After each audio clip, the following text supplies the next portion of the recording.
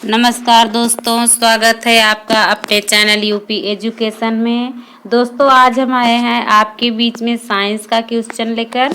अगर आपको वीडियो अच्छा लगे तो प्लीज़ लाइक, शेयर और सब्सक्राइब जरूर करिए दोस्तों। तो देखिए आज का प्रश्न इस प्रकार है, समुद्र की गहराई मापी जाती है। समुद्र की गहराई किससे मापी जाती है बताइए। तो दोस्तों समुद्र की गहराई किससे मापी जाती है? फैदम से नापी जाती है। समुद्र की गहराई फैदम नामक उपकरण से नापी जाती है। अगला, कैमरा का फिल्म मानव नेत्र में कार्य करता है। कैमरा का फिल्म मानव नेत्र में किस प्रकार कार्य करता है? तो दोस्तों ये इसका आंसर होगा रेटिना के अनुरूप। कैमरा का फिल्म मानव नेत्र में रेटिना के अनुरूप कार्य करता है। आगे, बंद कमरे में क्या है? बंद कमरे में चलते हुए रेफ्रिजरेटर का दरवाजा खुला छोड़ दिया जाए तो कमरा का ताप कैसा होगा बताइए। यदि कमरा बंद है, उसमें चलते हुए रेफ्रिजरेटर का दरवाजा खुला छोड़ दिया जाए तो कमरा का ताप कैसा रहेगा? तो दोस्तों उस कमरे का ताप क्या होगा? बढ़ जाएगा। आगे, पक्का आम में क्या पाया जाता है? तो दोस्तों पके हुए आम में जब वो क्या होता है, विटामिन ए तथा विटामिन सी पाया जाता है। अगर वो कच्चा है तो उसमें क्या पाया जाएगा? तब विटामिन सी पाया जाएगा। अगर जब आम पक जाता है तो उसमें क्या पाया जाता है? विटामिन ए पाया जाता है। आगे, श्वसन में कार्बोहाइड्रेट विखंडित हो जाता है। श्वसन में कार्बोहाइड्रेट विखंडित हो जाता है। किसमें विखंडित हो जाता है? तो दोस्तों ये विखंडित हो जाता है CO2 और जल में। श्वसन में कार्बोहाइड्रेट किसमें विखंडित हो जाता है? तो दोस्तों ये विखंडित हो जाता है CO2 और जल में विखंडित हो जाता है। आगे देखिए, क्लोनिंग पद संबंधित है। क्लोनिंग पद संबंधित है, यह किससे संबंधित है? तो दोस्तों इसका आंसर होगा जनन से। किससे? जनन विज्ञान से। पाचित खाना अवशोषित किया जाता है। पाचित खाना किसमें अवशोषित किया जाता है बताइए। पाचित खाना किसमें अवशोषित किया जाता है? तो दोस्तों ये अवशोषित किया जाता है क्षुद्रांत द्वारा। किसके द्वारा? क्षुद्रांत द्वारा, छोटे आंत के द्वारा। अगला क्वेश्चन, कठोर जल का उपयोग होता है बताइए। कठोर जल का किसमें उपयोग होता है? तो दोस्तों इसका आंसर होगा कठोर जल का उपयोग कागज उद्योग में होता है। किसमें? कागज उद्योग में होता है। अगला क्वेश्चन, मानव शरीर में हड्डी एवं दांत की संरचना। मानव शरीर में हड्डी एवं दांतों की संरचना के लिए क्या आवश्यक है बताइए। क्या आवश्यक है? कैल्शियम और फास्फोरस आवश्यक है। मानव शरीर में हड्डी एवं दांतों की संरचना और मजबूती के लिए किसकी आवश्यकता है? तो कैल्शियम और फास्फोरस की आवश्यकता है दोस्तों। आगे देखिए, दंत चिकित्सक किस दर्पण का प्रयोग करता है बताइए। दांत के डॉक्टर किस दर्पण का प्रयोग करते हैं? इसका आंसर क्या होगा? तो दोस्तों इसका आंसर होगा दांत के डॉक्टर अवतल लेंस का प्रयोग करते हैं। किसका? अवतल लेंस का प्रयोग करते हैं। रंगीन टीवी में किसमें? रंगीन टीवी में प्राथमिक रंग होता है बताइए। रंगीन टीवी में प्राथमिक रंग कौन कौन सा होता है? तो दोस्तों इसका आंसर होगा नीला, हरा और लाल। रंगीन टीवी में प्राथमिक रंग कौन कौन से हैं? नीला, हरा और लाल होता है। आगे, आधुनिक आवर्त सारणी आधारित है। आधुनिक आवर्त सारणी किस पर आधारित है? बताइए।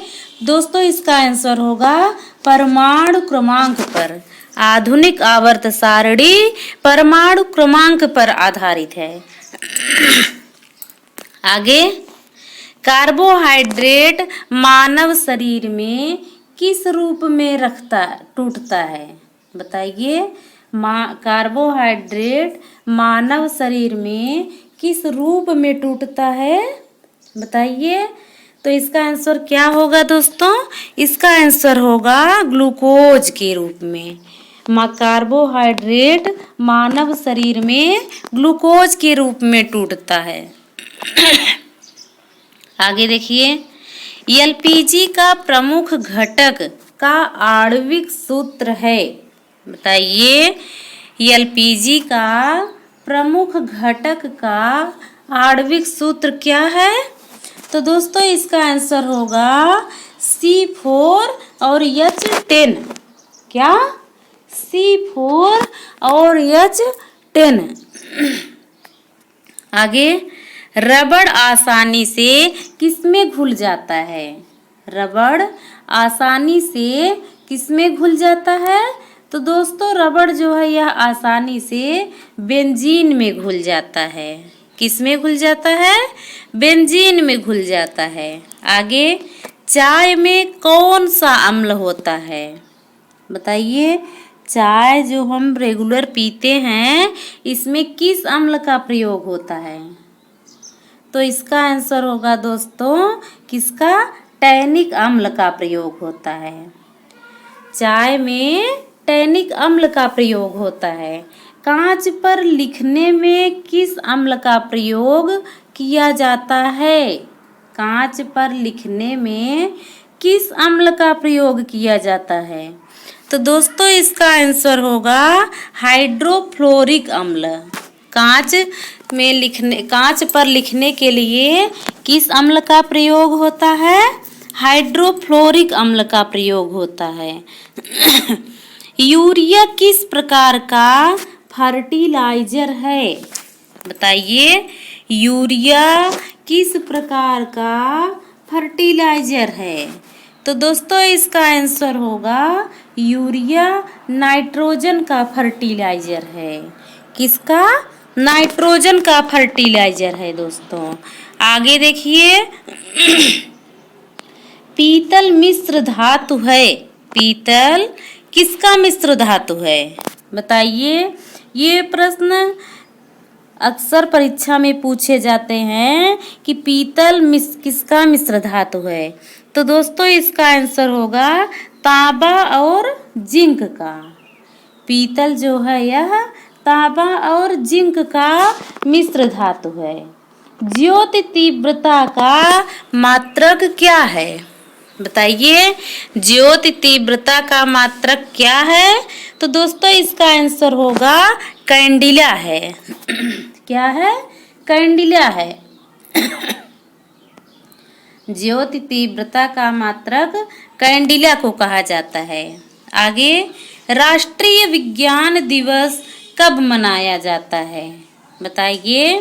राष्ट्रीय विज्ञान दिवस कब मनाया जाता है?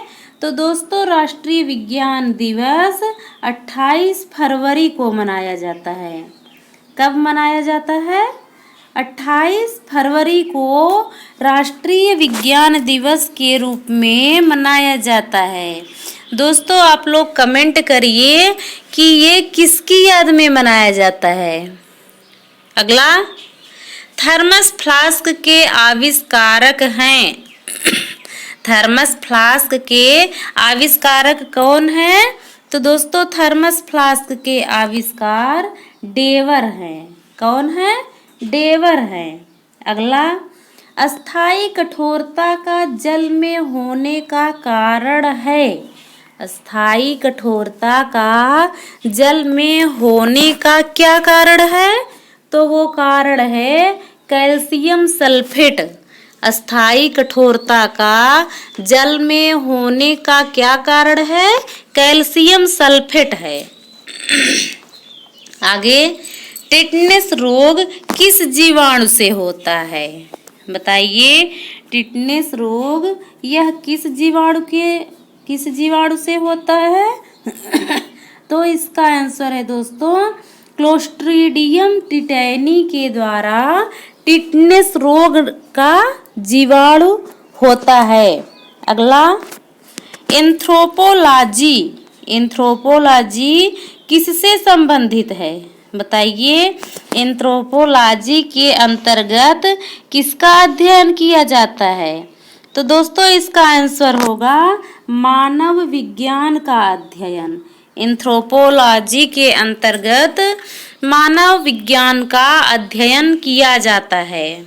आगे, निकट दृष्टि दोष दूर करने के लिए उपयोग किया जाता है। निकट दृष्टि दोष को दूर करने के लिए किसका उपयोग किया जाता है? तो दोस्तों इसका आंसर होगा अवतल लेंस का। किसका उपयोग किया जाता है? अवतल लेंस का प्रयोग किया जाता है। अगला, कपड़ा धोने वाला सोडा का रासायनिक नाम है। कपड़ा धोने वाला सोडा का रासायनिक नाम क्या है? तो दोस्तों इसका रासायनिक नाम है सोडियम कार्बोनेट। कपड़ा धोने वाला सोडा का रासायनिक नाम सोडियम कार्बोनेट है। अगला, सोना, पारा, बर्फ तथा लकड़ी में किसका घनत्व न्यूनतम होता है? बताइए, सोना, पारा, बर्फ तथा लकड़ी में किसका घनत्व न्यूनतम होता है? तो दोस्तों इसका आंसर होगा लकड़ी का। किसका घनत्व न्यूनतम होता है? लकड़ी का घनत्व न्यूनतम होता है। अगला, क्रायोजेनिक इंजन का प्रयोग होता है।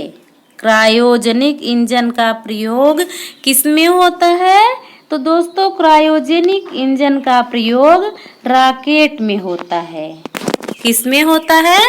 रॉकेट में होता है। अगला क्वेश्चन, मनुष्य का मेरुदंड सुरक्षित रहता है। मनुष्य का मेरुदंड कैसे संरक्षित होता है? बताइए। तो दोस्तों इसका आंसर होगा कशेरुक दंड से। किससे? कशेरुक दंड से। आगे, एस्बेस्टास है।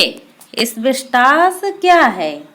तो दोस्तों यह है रेशा युक्त खनिज है। एस्बेस्टास रेशा युक्त खनिज है। आगे, भारी मशीनों में स्नेहक के रूप में प्रयुक्त किया जाता है। किसका? भारी मशीनों में स्नेहक के रूप में क्या प्रयुक्त किया जाता है? तो दोस्तों ग्रेफाइट प्रयुक्त किया जाता है। क्या? ग्रेफाइट। आगे देखिए, वायु के दिए गए आयतन में जलवाष्प की मात्रा को क्या कहा जाता है? बताइए। वायु के दिए गए आयतन में जलवाष्प की मात्रा को क्या कहा जाता है? तो दोस्तों ये कहा जाता है विशिष्ट आर्द्रता। क्या? विशिष्ट आर्द्रता कहा जाता है। आगे, एथलीट फुट नामक रोग बीमारी होती है किसके कारण? तो दोस्तों ये कवक के कारण होती है या फंगस के कारण होती है। अगला, नेत्रदान में दाता से लेकर आँख का कौन सा हिस्सा प्रतिरोपित किया जाता है? बताइए इसका आंसर क्या होगा? तो दोस्तों इसका आंसर होगा कार्निया। क्या? नेत्रदान में दाता क्या दान करता है? तो वो कार्निया दान करता है। अगला क्वेश्चन, कैमरा का कौन सा भाग मानव नेत्र की रेटिना के समरूप है? बताइए, कैमरा का कौन सा भाग मानव नेत्र की रेटिना के समरूप है? इसका आंसर क्या होगा? तो दोस्तों इसका आंसर होगा फिल्म। क्या है? फिल्म है। अगला, सिलिकॉन है। सिलिकॉन क्या है? तो दोस्तों सिलिकॉन है एक अर्धचालक है। सिलिकॉन एक अर्धचालक है। आगे, विद्युत चुंबक बनाने के लिए उपयुक्त होगा। विद्युत चुंबक बनाने के लिए क्या उपयुक्त होगा? तो ये उपयुक्त होगा मृदुलोहा। क्या? मृदुलोहा उपयुक्त होगा। क्रोनोलॉजी किसका अध्ययन है? बताइए, क्रोनोलॉजी किसका अध्ययन है? तो दोस्तों ये अध्ययन है समय की अवधि का। क्रोनोलॉजी किसका अध्ययन है? समय की अवधि का अध्ययन है। आगे देखिए, फ्यूज वायर में प्रयुक्त पदार्थ होना चाहिए। फ्यूज वायर में प्रयुक्त पदार्थ कैसा होना चाहिए दोस्तों? तो ये होना चाहिए निम्न गलनांक वाला। कैसा? निम्न गलनांक वाला। तो दोस्तों आज का क्वेश्चन हमारा समाप्त होता है। अगर आपको वीडियो अच्छी लगे तो प्लीज़ लाइक, शेयर और सब्सक्राइब ज़रूर करिए दोस्तों। थैंक यू, धन्यवाद।